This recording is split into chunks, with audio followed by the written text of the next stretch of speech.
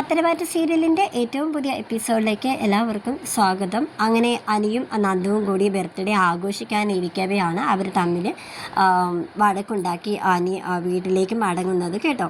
അപ്പോൾ അനി ഫോൺ ചെയ്യുമ്പോൾ തന്നെ നന്ദുവിനോട് പറഞ്ഞിരുന്നു, നമ്മുടെ പ്രണയബന്ധം തുടങ്ങിയിട്ട് ഇത് നിൻ്റെ ആദ്യത്തെ ബർത്ത്ഡേ ആണ്, അതുകൊണ്ട് തന്നെ മറ്റാരും നമ്മുടെ ഒരു ഫ്രണ്ട്സും വേണ്ട, നവീനും വേണ്ട, എനിക്ക് ഞാനും നീയും മാത്രം മതി, അതാണ് എൻ്റെ ആഗ്രഹമെന്ന് അനി നന്ദുവിനോട് പറഞ്ഞിട്ടുണ്ടായിരുന്നു കേട്ടോ. അങ്ങനെ നന്ദു അതിന് സമ്മതിക്കുന്നുമുണ്ട്. അങ്ങനെ അനിയാണെങ്കിൽ ഒരു പ്ലാനൊക്കെ ഇട്ട് നന്ദുവിനൊരു കേക്കൊക്കെ വാങ്ങിച്ച് നന്ദുവിൻ്റെ അടുത്തേക്ക് വരികയാണ് കേട്ടോ. അപ്പോഴാണ് അവൻ ആ ഒരു കാഴ്ച കാണുന്നത്. ഇതിനെക്കാട്ടിയൊക്കെ മുന്നേ, അനി വരുന്നതിനെക്കാട്ടി മുന്നേ തന്നെ നന്ദുവിൻ്റെ ബർത്ത്ഡേ അറിഞ്ഞ നവീനാണെങ്കിൽ ഒരു കേക്കും കൊണ്ട് നന്ദുവിൻ്റെ അടുത്തേക്ക് വരികയാണ് കേട്ടോ. അങ്ങനെ അനി വന്ന് കാണുന്ന കാഴ്ച എന്താണെന്ന് വെച്ചാൽ, ഇവർ കേക്കൊക്കെ കട്ട് ചെയ്തിട്ട് പരസ്പരം അവർ കേക്കുകൾ വായിൽ വെച്ച് കൊടുക്കുന്ന ആ ഒരു കാഴ്ചയും കണ്ടുകൊണ്ടാണ് അനി വരുന്നത്. അങ്ങനെ അനിയെ കണ്ടിരുന്നതിന് നവീൻ അപ്പോൾ പറയുന്നുണ്ട്, അനിയോട് പറയുന്നുണ്ട്, എടാ ഞങ്ങൾ തമ്മിൽ നിൽക്കുന്ന ഒരു ഫോട്ടോ ഒന്ന് എടുക്കട എന്നിങ്ങനെ പറയുന്നുണ്ട് കേട്ടോ. മൊബൈലിൽ അങ്ങനെ അനി നവീൻ പറഞ്ഞിട്ട് ഫോട്ടോ വരെ എടുത്ത് കൊടുക്കുകയാണ്. അങ്ങനെ അവിടെ അനിയുടെ മുന്നിൽ വെച്ച് ഒന്നും കൂടി നവീൻ നന്ദുവിൻ്റെ വായിൽ കേക്ക് വെക്കുന്നു. അങ്ങനെ നന്ദു അതുപോലെ തന്നെ നവീൻ്റെ വായിലും കേക്കൊക്കെ വെച്ച് കൊടുക്കുന്നുണ്ട്. ഇങ്ങനെ ഒരു സങ്കടകരമായിട്ടുള്ളൊരു കാഴ്ച കണ്ടെന്ന് പെട്ടെന്ന് തന്നെ അനി എനിക്ക് പോയിട്ട് കുറച്ച് തിരക്കുണ്ടെന്ന് പറഞ്ഞ് അവിടെ നിന്ന് ഇറങ്ങുകയാണ് കേട്ടോ. അപ്പോൾ നന്ദു ആണെങ്കിൽ നന്ദുവിൻ്റെ കാര്യം മനസ്സിലായി. അപ്പോൾ നന്ദു ഇങ്ങനെ മനസ്സിൽ വിചാരിക്കുന്നുണ്ട്, ഇനി തെറ്റിദ്ധരിച്ച് കാണുമോ, ഞാൻ വിളിച്ചിട്ടാണ് നവീനായിട്ട് ഇങ്ങോട്ടേക്ക് വന്നതെന്നുള്ള കാര്യം അനി തെറ്റിദ്ധരിച്ച് കാണുമോ എന്നൊക്കെയുള്ള ടെൻഷനിൽ നന്ദു നിൽക്കുകയാണ് കേട്ടോ. അങ്ങനെ നവീൻ യാത്രയൊക്കെ പറഞ്ഞ് പോവുകയാണ്. പിന്നീട് നന്ദു അനിയെ ഫോൺ ചെയ്തിട്ടൊന്നും അനി എടുക്കുന്നില്ല കേട്ടോ.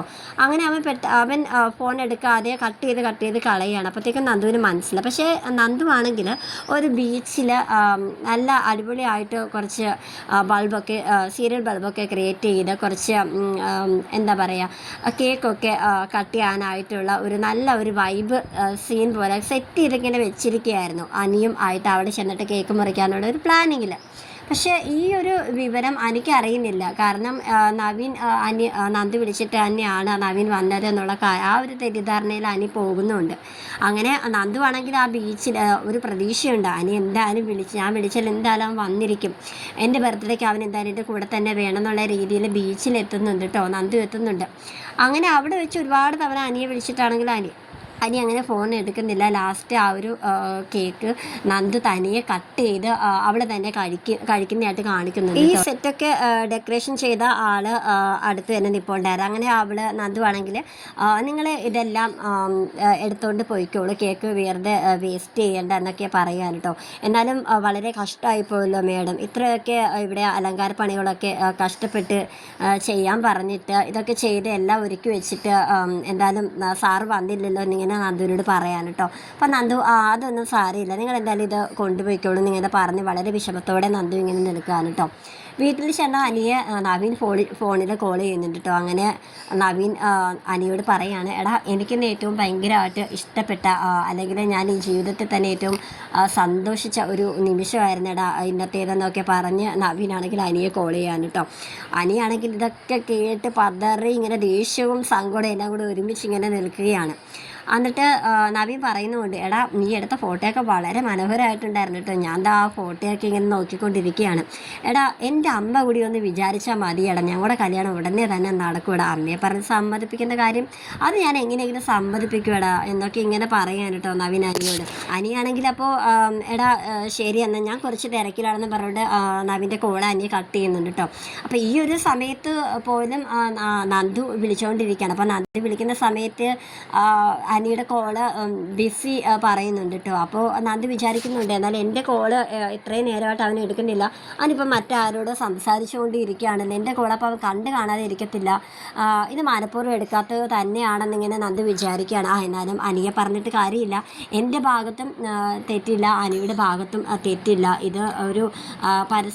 ഇതൊരു വെറും ഒരു തെറ്റിദ്ധാരണയുടെ പേരിലാണ് ഈ ഒരു പിണക്കം, അതെന്തായാലും ഉടനെ തന്നെ അത് മാറിക്കോളും, എനിക്കറിയാലോ എൻ്റെ അനിയ, ഞാൻ അവൻ്റെ പിണക്ക് എന്തായാലും മാറ്റിയെടുക്കുമെന്ന് പറഞ്ഞുകൊണ്ട് നന്ദു ഇങ്ങനെ വീട്ടിലോട്ട് ചെല്ലുകയാണ് കേട്ടോ. അപ്പോൾ അവിടെ ചെല്ലുമ്പോഴത്തേക്കും അച്ഛനും അമ്മയും കൂടെ നന്ദുവിനോട് ചോദിക്കുന്നുണ്ട്, മോളെ നീ ഇത്രയും നേരം എവിടെ ആയിരുന്നു എന്നൊക്കെ ഇങ്ങനെ ചോദിക്കുന്നുണ്ട് കേട്ടോ.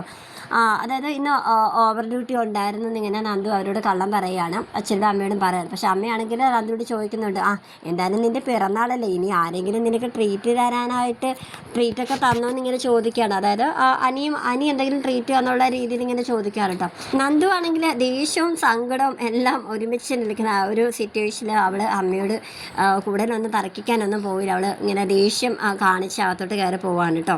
അങ്ങനെ നന്ദുവിൻ്റെ അച്ഛനും അമ്മയും കൂടി പറയുന്നുണ്ട്, അത് തന്നെ, ഇത് അവനുമായിട്ട് അവൾ ഇത്രയും നേരം പുറത്തായിരുന്നു, അതാണ് കാര്യം എന്നൊക്കെ ഇങ്ങനെ പറഞ്ഞ് നിൽക്കുകയാണ്. നീ ഇനി അരുതാത്ത ഒന്നും ചിന്തിച്ചു കൂട്ടണ്ട, ഇനി ഇതിൻ്റെ പേരിൽ വഴക്കൊന്നും വേണ്ടെന്ന് അച്ഛൻ പറയുന്നുണ്ട്.